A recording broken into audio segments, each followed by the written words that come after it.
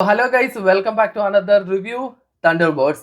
ഇന്ന് മാർവലിന്റെ ഏറ്റവും കിടിലൻ ഒരു പടം ഇറങ്ങിയിട്ടുണ്ടായിരുന്നു. സത്യം പറഞ്ഞാൽ കിടിലോ എന്ന് തന്നെ ഞാൻ പറയാൻ പറ്റും. കാര്യം ഇതുവരെ ഇറങ്ങിയിട്ടുള്ള മാർവൽ മൂവീസ് ഒക്കെ വെച്ച് നോക്കാൻ നേരത്തെ എത്രയോ ഫാർ ബെറ്റർ ആണ് ചെയ്ത്. വൻ ഹൈപ്പിൽ വന്ന ക്യാപ്റ്റൻ അമേരിക്ക ബ്രേവ് ന്യൂ വേൾഡിൽ അവരെന്താ ഉദ്ദേശിച്ചതെന്ന് എനിക്ക് ഇതുവരെയായിട്ട് മനസ്സിലായിട്ടില്ല.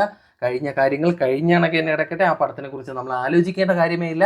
നമുക്ക് തണ്ടർബേർഡ്സിനെ കുറിച്ച് പറയാം. 2 മണിക്കൂർ നീണ്ടു നിൽക്കുന്ന ഒരു ആന്റി ഹീറോ മൂവി. DC-യിലെ സൂയിസൈഡ് സ്ക്വാഡ് എങ്ങനെയാണോ അതേപോലെ മാർവലിലെ ഒരു സൂയിസൈഡ് സ്ക്വാഡാണ് ഈ തണ്ടർബേർഡ്സ് എന്ന് പറയുന്നത്. നിങ്ങൾക്ക് എല്ലാവർക്കും അറിയാമെന്ന് വിശ്വസിക്കുന്നു. തല്ല് കൊള്ളാനായിട്ട് ജനിച്ച കുറച്ച് വ്യക്തികളുടെ കഥ. ഇവരെ കൊണ്ടുവന്ന ഒരു വലിയ സൂപ്പർ ഹീറോൻ്റെ ഒരു അമാനുഷിക പവറുള്ള ഒരു സൂപ്പർ ഹീറോൻ്റെ മുന്നിൽ നിർത്തി കൊടുത്താൽ എങ്ങനെയിരിക്കും? അതാണ് ഈ 2 മണിക്കൂർ പടം എന്ന് പറയുന്നത്.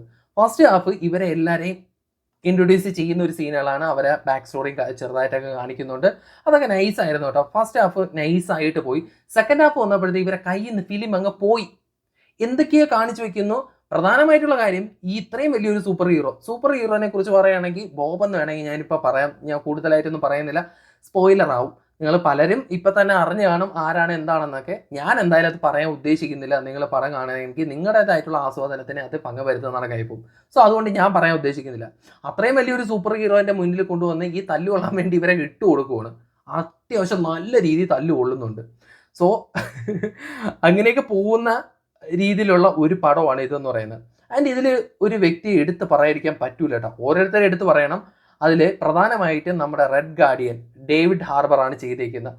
എൻ്റെ പൊന്നെ, അങ്ങേര് കിട്ടില്ലമായിട്ട് ചെയ്തു വെച്ചിട്ടുണ്ട് കേട്ടോ. ആ റോള് വാ തുറന്നു കഴിഞ്ഞാൽ എന്തെങ്കിലും മണ്ടത്തരം പറയാൻ അല്ലെങ്കിൽ എന്തെങ്കിലും കോമഡി പറഞ്ഞ് നമ്മളെ ചിരിപ്പിച്ചിരിക്കും. അമ്മാരി കിടിലൻ റോള് അങ്ങേര് ചെയ്തു വെച്ചിട്ടുണ്ട്. കിടിലമായിട്ട് തന്നെ ചെയ്തു വെച്ചിട്ടുണ്ട്. പിന്നെ വിന്റർ സോൾജിയറിൻ്റെയും സീനുകൾ കുറച്ച് കുറഞ്ഞു പോയെന്ന് എനിക്ക് തോന്നിയിട്ടുണ്ട്. കുറച്ചും കൂടി കാണിക്കായിരുന്നു പുള്ളിയെ.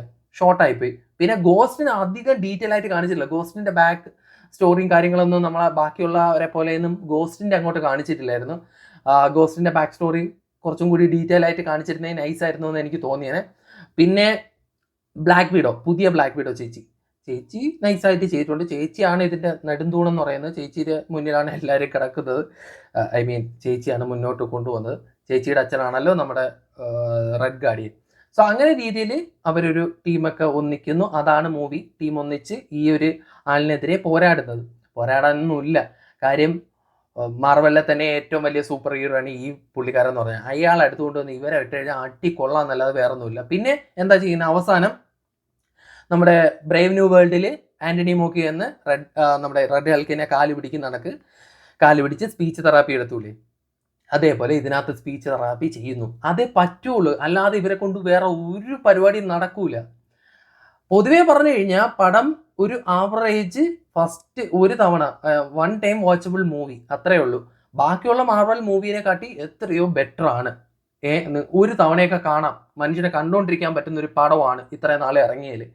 കൊള്ളാം, പോയി കാണുന്നവർ കണ്ടോ. പിന്നെ ഇതിന് 2 എൻഡ് ക്രെഡിറ്റ് സീനുണ്ട്. ആദ്യത്തത് അത്ര വലിയ ഇമ്പോർട്ടൻ്റ് അല്ല, പക്ഷേ സെക്കൻഡ് നല്ല ഇമ്പോർട്ടൻ്റ് ആയിട്ടുള്ള സീനാണ്. അത് നൈസായിരുന്നു, കൊള്ളായിരുന്നു. എനിക്ക് തോന്നുന്നു അടുത്ത വരാൻ പോകുന്ന ഡൂംസ്ഡേയിലേക്കുള്ള ഒരു ത്രെഡ് ആവാനാണ് ചാൻസ്. മേ ബി, എനിക്കറിയില്ല. സോ എന്തായാലും നിങ്ങൾ അത് മിസ് ചെയ്യരുത്, കാണുക. 1 ഡേ വാച്ചബിൾ മൂവി. ഞാൻ ഇതിനൊരു 10-ൽ ഒരു 7.8 ഒക്കെ കൊടുക്കും ഇതിന്. സോ തിയേറ്ററിൽ പോയി കാണാൻ പറ്റുന്നവർ തിയേറ്ററിൽ തന്നെ പോയി കാണാം. Good.